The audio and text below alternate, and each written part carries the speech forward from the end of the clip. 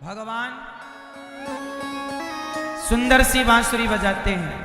ये बांसुरी स्वयं भगवान श्री कृष्ण है और भगवान शिव हैं। तो शिव जी बांसुरी बनकर भगवान को प्राप्त हुए और शिव जी एक रूप से कैलाश में विराजे। अब भगवान थोड़ा बड़े हो गए, घुटनों के बल चलते हैं। कभी भगवान माखन घर पर से निकाल कर मटकी से और प्रेम से मक्खन खा लेते हैं। कभी भगवान ग्वाल वालों के संग जाकर के माखन किसी गोपी के घर घुस के और माखन खा लेते हैं। गोपियां मथुरा जा रही हैं, मटका लेकर के मक्खन से भरा भगवान तोड़ देते हैं। मैया ओ भैया बैठ जाओ, लाला मोबाइल वाले भैया सब बैठो।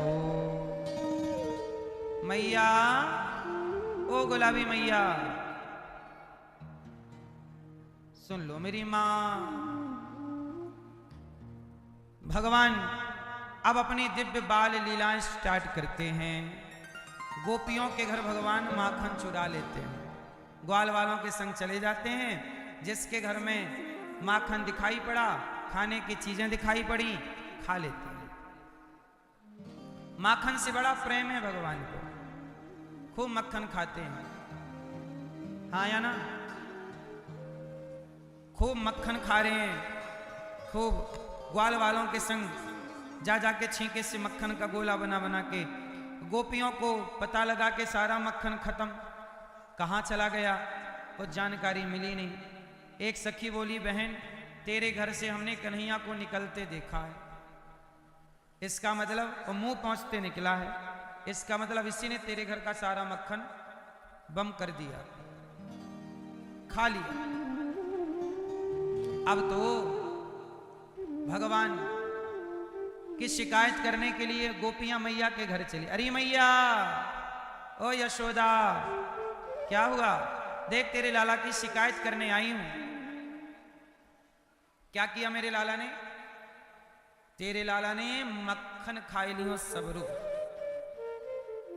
क्या किया इसने? सारा मक्खन खा लिया।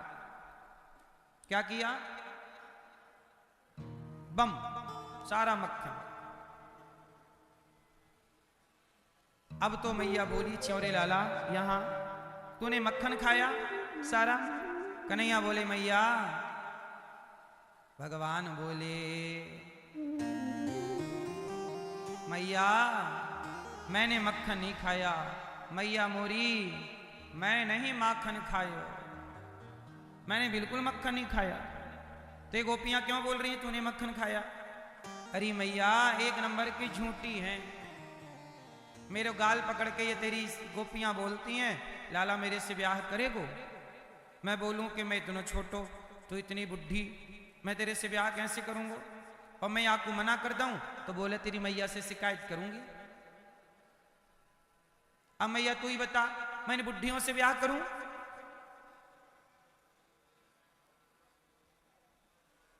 तो मैया ने हंसते हुए यूं ही बोल दिया कि लाला तो बुढ़ियों से ब्याह नहीं करेगो तो बोल किससे ब्याह करेगो?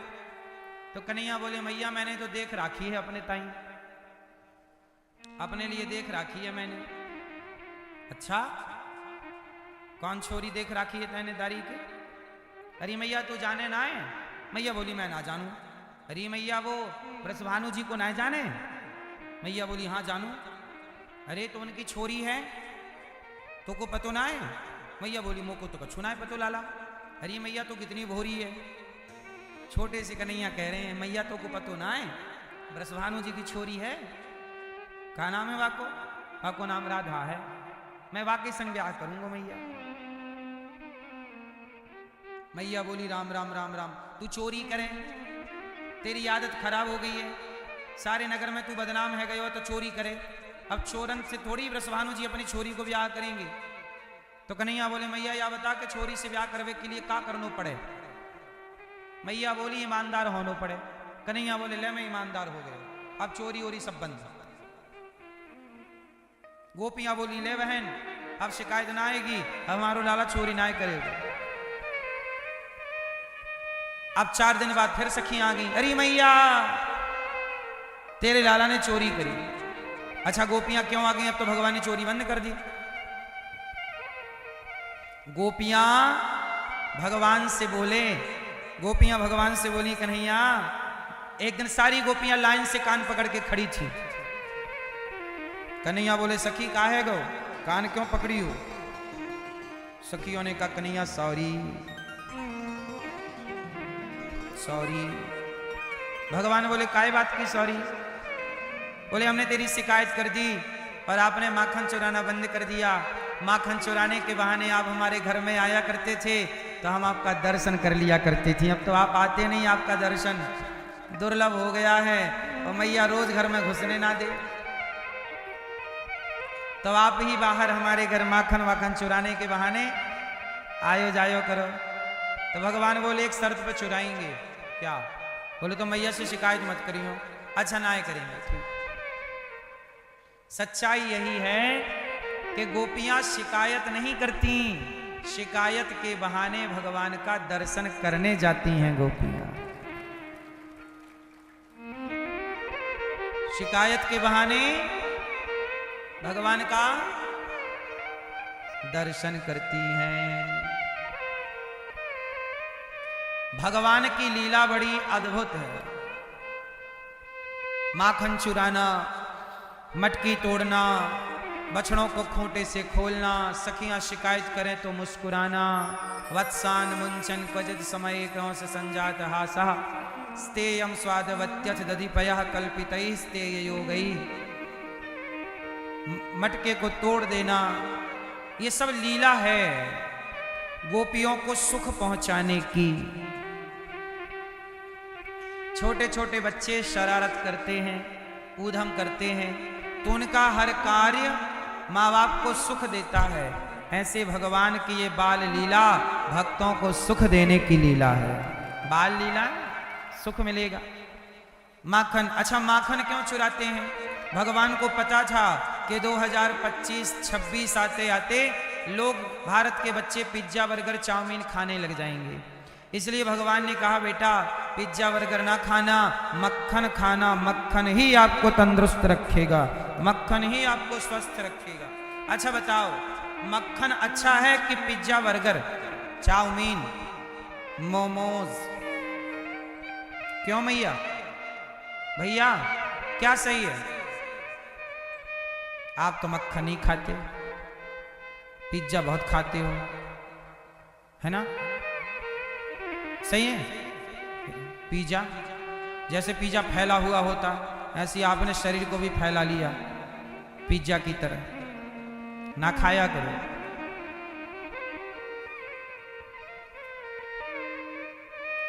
खाना सही है, पिज्जा बर्गर चाउमीन। मोमोज खाते हैं मेरी माँ। क्या होता मोमोज में? मैंने आज तक नहीं खाया, आज तक मोमोज है। बैगन का भरता, मैदा, हाँ मैदा ही से तो बनेगा, का बादाम से बनेगा।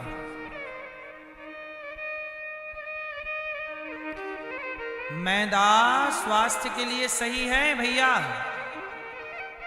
बोलो। मक्खन जरूर खाना चाहिए।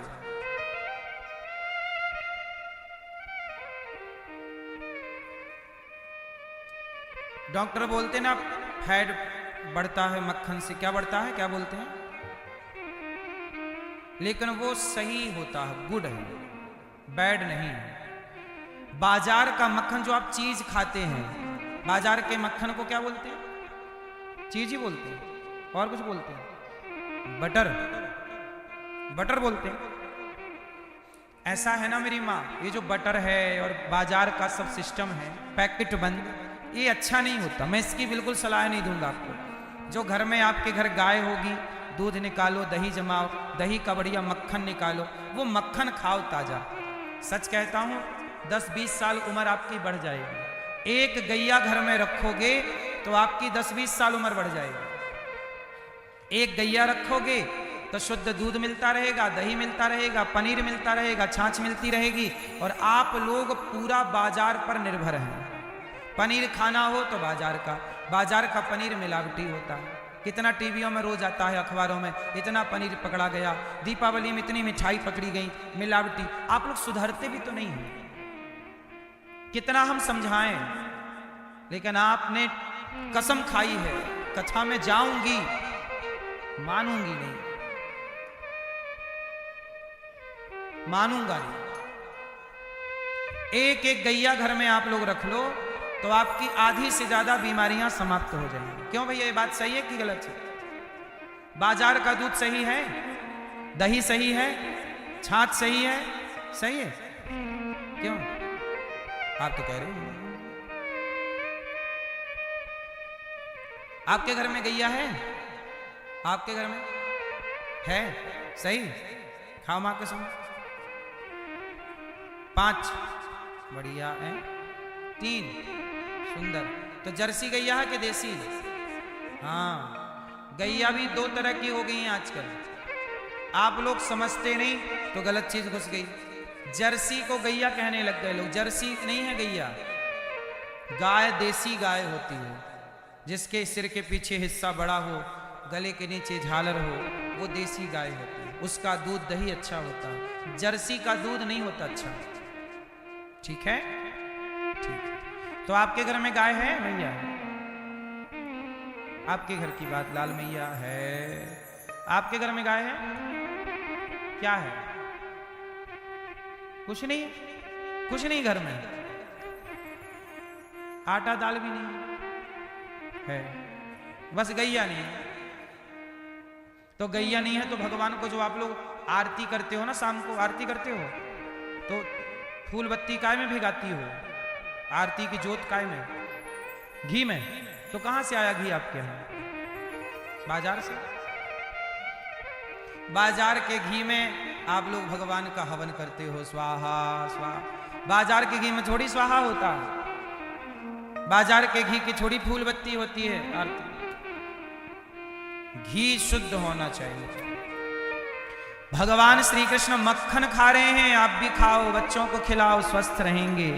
क्योंकि कंस से लड़ना है ना, तो कंस से लड़ोगे तो चाउमीन पिज्जा बर्गर खा के ना लड़ पाओगे। अब पाकिस्तान चाइना के कंस से लड़ना है तो आपको मक्खन खा के मजबूत रहना चाहिए। बोलो हाँ।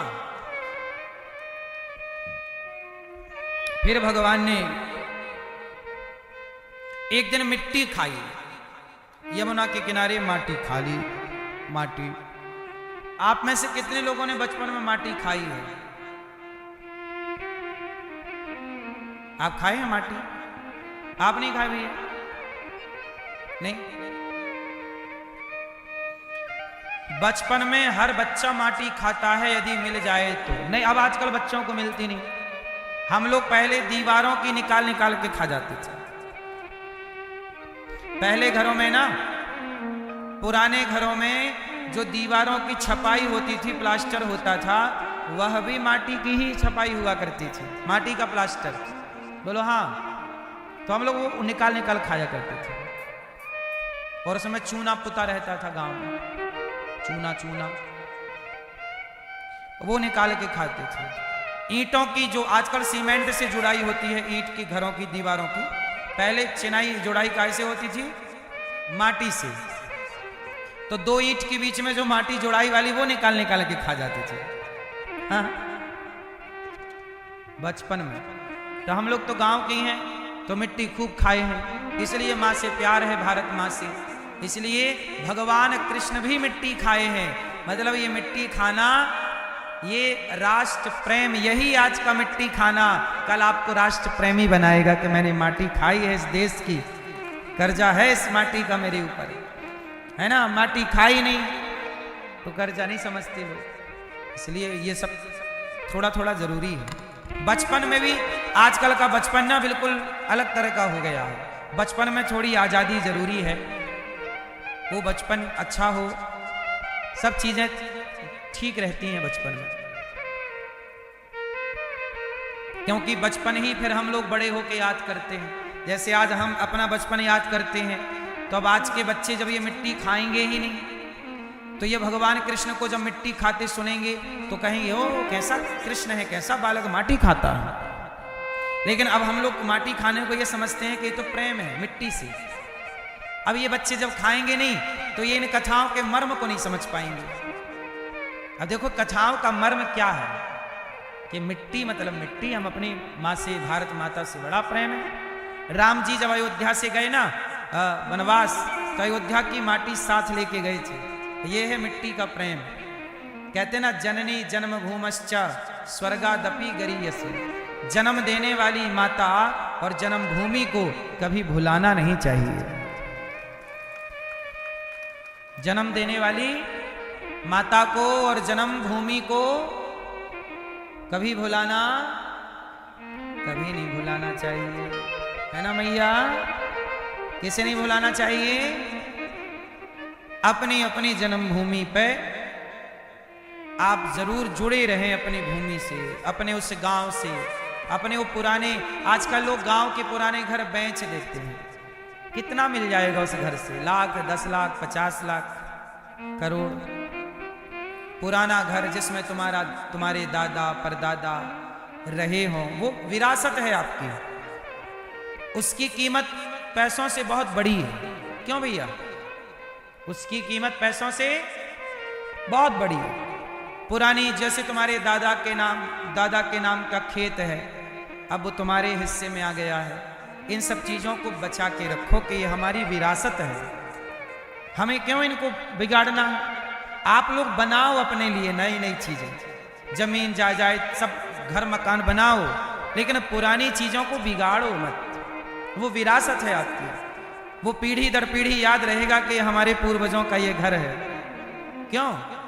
अपने पूर्वजों के उपकार को, उनके त्याग को भूलना नहीं चाहिए। अच्छा ये बताओ, आपके पिताजी ने एक खेत लिया, तो वो खेत उनके मरने के बाद तुम्हारा ही तो होगा।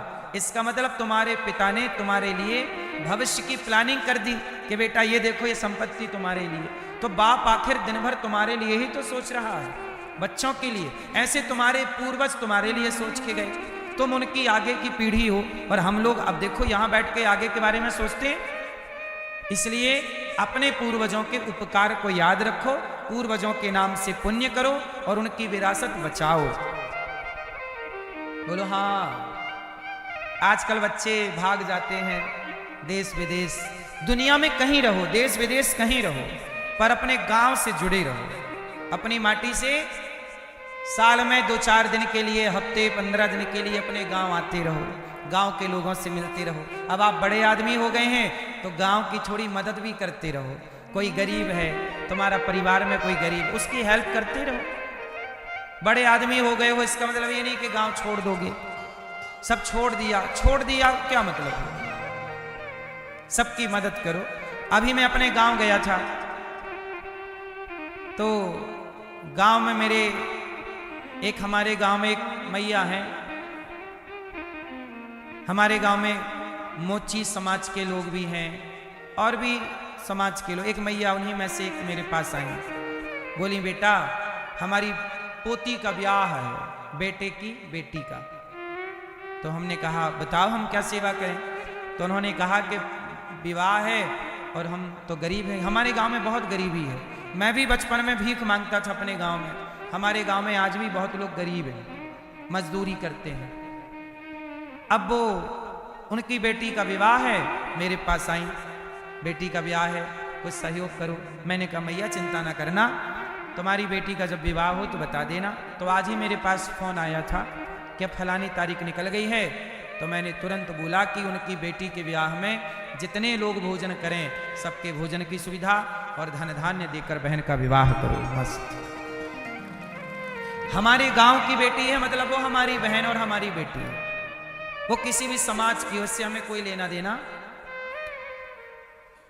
हमारे गांव में सब समाज के लोग रहते हैं, बर्मन भी रहते हैं, मोची भी रहते हैं, है ना, और भी अन्य समाजें हैं, ठाकुर भी रहते हैं, सब समाज हैं। और हमारे गांव में किसी की भी बेटी का विवाह हो, किसी भी समाज का, ये दास अनिरुद्ध हर बेटी के विवाह में कहता है कि आप बस बता दो हमें। हमारे गांव का कोई भी बेटी का विवाह हो तो गांव के लोग हमें बस बता देते हैं, हम उनकी बेटी के विवाह में बढ़ चढ़ के हिस्सा ले लेते हैं, जो बनता है। क्योंकि हम अपने गांव को भुलाए नहीं हैं। भूले नहीं। हर बेटी के विवाह में हम साथ जरूर रहते हैं हम लोग, जितना हमसे हो जाए। हम उस गांव में भीख मांगे हैं, जब हमको जरूरत थी तो गांव के लोगों ने दिया है। अब हमारा कर्तव्य है कि हम चुकाएं, लेके कभी भाग नहीं जाना चाहिए। मेरी बात, समाज का उपकार भी रहता है। हमारा समय अच्छा नहीं था तो हमारे गांव के लोगों ने ही हमें भीख दे दे के आटा देते थे, दाल देते थे, चावल देते थे, नमक का ढेला तक गांव के लोगों ने दिया, तब हम लोग बचपन गुजारे हैं। अब हम उनका उपकार भूल नहीं सकते ना। सबके सेवा करता हूं जितनी बनती। अभी हमारे गांव के लोगों ने कहा कि अपने क्षेत्र में कोई स्कूल नहीं है। हमारे गांव में 5वीं 8वीं तक अब शायद स्कूल है, सरकारी है। मैं भी उसी स्कूल में पढ़ा हूं, लेकिन प्राइवेट स्कूल नहीं है। और प्राइवेट सरकारी स्कूलों की हालत आप लोग सब जानते हैं, कोई नहीं पढ़ाना चाहता। रिक्शा वाला भी सरकारी स्कूलों में अपने बच्चों को पढ़ाना नहीं चाहता। तो मेरे गांव के लोगों ने बताया कि स्कूल तो है नहीं, कुछ स्कूल की व्यवस्था हो। तो मैंने अपने गांव के लोगों से कहा कि चिंता ना करो, मैं एक स्कूल बनाऊंगा आप सबके लिए, कक्षा 1 से लेके 12वीं तक। और कक्षा 1 से लेके अगले महीने स्कूल का काम चालू कर रहा हूँ। 1 से 12वीं तक, कक्षा 1 से 12वीं तक स्कूल बनाऊंगा। CBSE बोर्ड का स्कूल होगा और पूरे क्षेत्र, केवल मेरे गांव नहीं, मेरे गांव के आसपास के 25-50 गांव के बच्चे उस स्कूल में निःशुल्क पढ़ेंगे। और केवल शिक्षा नहीं, संस्कार भी पाएंगे। ये मेरे मिट्टी का ऋण है जो चुकाना है। ये मेरी माटी का क्या है? ऋण है, चुकाना है। तो एक स्कूल बना के मैं अपने क्षेत्र को देने जा रहा हूं आप सबके सहयोग और आशीर्वाद से। मैं तो भिखारी हूं, आपसे भिक्षा मांग मांग ही सेवा करता हूं, लेकिन सेवा ईमानदारी से करता हूं। जो आप सहयोग करते हैं उसका एक एक रुपए का सही उपयोग करने का प्रयास है। अब देखो, ये पूरा गौरी गोपाल है, ऊपर से लेके नीचे तक यहाँ केवल सेवा हो रही है। आपने देखा होगा, हजारों भक्त भोजन कर रहे हैं, वृद्ध माएं रह रही हैं। आज हमारे गौरी गोपाल भगवान का आज हैप्पी बर्थडे टू यू है। आज हमारे लक्ष्मी नारायण भगवान और श्री सीतारामचंद्र भगवान को 1 साल पहले आज के दिन ही यहाँ प्राण प्रतिष्ठा हुई थी। तो आज हम लोगों ने भगवान का प्रथम पाटोत्सव मनाया। यहाँ पर पाटोत्सव मतलब पहला पट खुला। तो आज हमारे ऊपर जो मंदिर में भगवान जी बैठे हैं ना, श्रीमन नारायण, आज भगवान जी 1 साल के हो गए। तो आज भगवान जी का हैप्पी बर्थडे टू यू है। तो आज हम लोगों ने मनाया वो हैप्पी बर्थडे टू यू। और खूब पूजा 3 दिन से चल रही थी पूजा, परसों, कल और आज।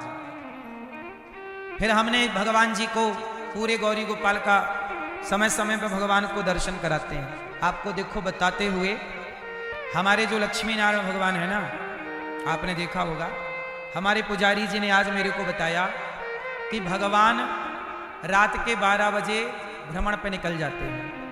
कैसे? हमने कहा कैसे? बोले रात के 12 बजे अपने आप पर्दा खुल जाता है। भगवान श्रीमन नारायण का अपने आप पर्दा खुल जाता है। और हम लोगों ने कैमरा भी चेक किया तो सचमुच पर्दा खुल गया। इसका मतलब ये है कि भगवान श्रीमन नारायण जो हैं वो रात को, दिन को, जब उन्हें फुर्सत मिलती है तो भगवान स्वयं यहाँ की सेवा व्यवस्था देखने के लिए करते तो वही हैं। अब गौरी गोपाल में इतना सब सेवाएं चल रही हैं, बताओ कौन कर रहा है? क्या मेरे करने से होगा कि आपके करने से होगा?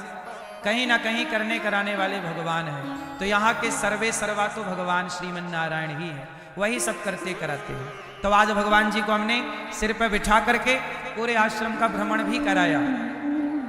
आज भगवान की पूरे समय समय पर भगवान जी को हम लोग पूरा भ्रमण कराते हैं। और आपको बताएं गौरी गोपाल की एक बात, ये ठाकुर जी को हम लोग भ्रमण कराए पूरे आश्रम का, माताओं का।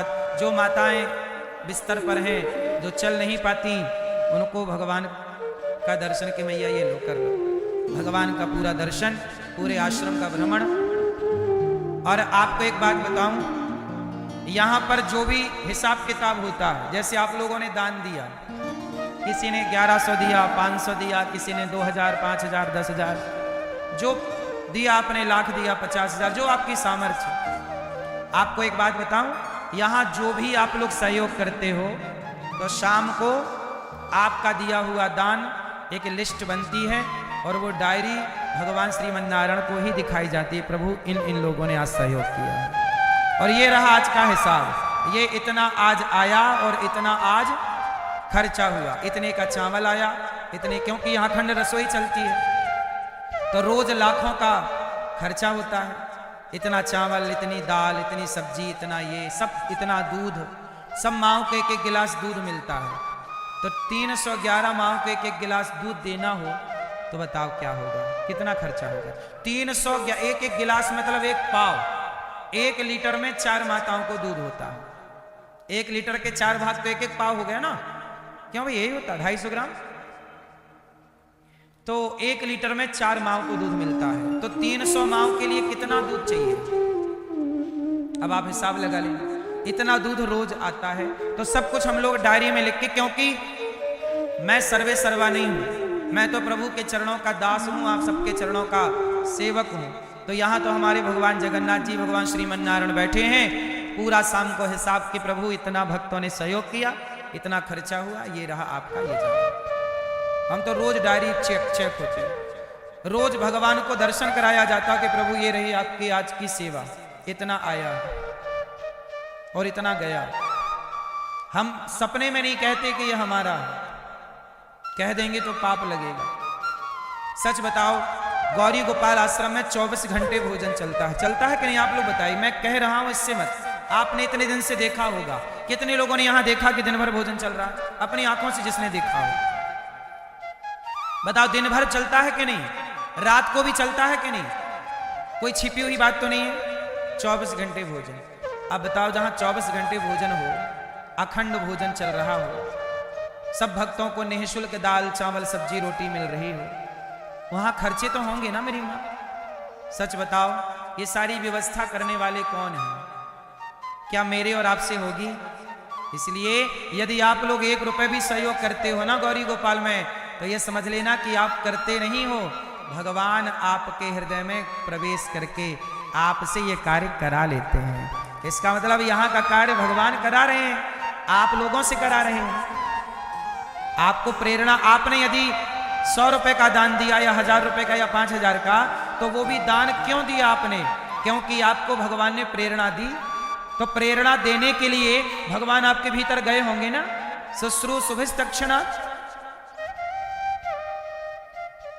तो भगवान आपके भीतर गए होंगे, तब उन्होंने प्रेरणा दी होगी कि चलो भाई, वृद्ध माओ के भोजन की आप भी सेवा कर दो, आज माओ को भोजन आप करा दो, आज भोजन आप दूध की सेवा कर दो, आज यहाँ हजारों संत भोजन करते हैं, आज संतों को भोजन आप करा दो। यदि आपने सेवा की है तो आपके भीतर ईश्वर ने प्रेरणा, इसका मतलब ये बताओ कि सेवा कर कौन रहा है?